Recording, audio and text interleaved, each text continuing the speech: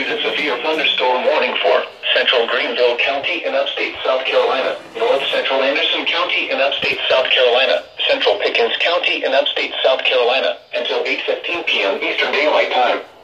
At 7:22 p.m. Eastern Daylight Time, a severe thunderstorm was located over Pickens, moving east at 20 miles per hour. Hazard, 60 miles per hour wind gusts and half-dollar-size hail. Source, radar indicated. Impact, minor hail damage to vehicles is expected.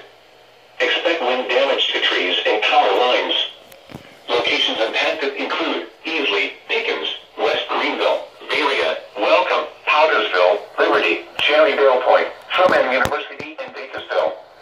A few trees and power lines will be blown down in the warned area.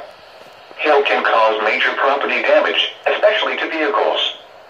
Seek shelter inside an interior room. This storm is also producing extremely heavy rainfall. Flooding of drainage ditches in low-lying areas may occur. Small streams will rise rapidly. Do not drive through areas where water is flowing over the road.